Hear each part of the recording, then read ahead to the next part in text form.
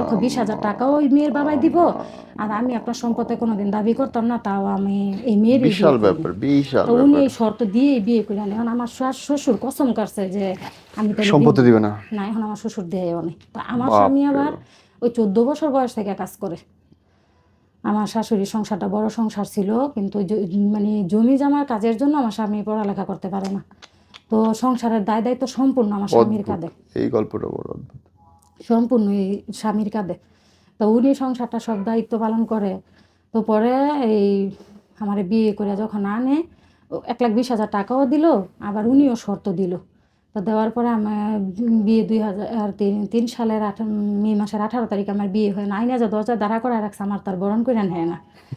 আমি অনেক সময় ধরে দাঁড়ায় থাকি কি ব্যাপার, আমি তো আর জানি না এগুলো ভিতরে। এরপরে ওনারা প্রায় 26 জন মানুষ গেছে আমার গিয়ে আংটি পরা, 26 জন না 36 জন মানুষ গেছে আংটি পরা দিয়ে আসতে। মারে ভাই ভাই, তো তো কমিউনিটি সেন্টার লাগবে হ্যাঁ, তো তাইলে আবার কয়েকটা। ওনারা রাজি না কিভাবে? হ্যাঁ। পরে আমার উনি বিয়ের রাত্রেই বললো যে দেখো মার সাথে এমন এমন হয়েছে, এগুলো করার পরে আমি বিয়ে করতে পারছি, তো তুমি ওনাদের মনটা জোগানোর চেষ্টা করো। আমি ওনাদের মনটা জোগাইতে আমার যত কিছুর প্রয়োজন হয়েছে আমি করছি। আমার লাইফটা আমি শেষ করে দিচ্ছি, আমার লাইফটা আমি একেবারেই শেষ করে দিচ্ছি। পারছেন। যেমন করছি আমি জান দিয়া, তেমন করছি আমি টাকা পয়সা দিয়া।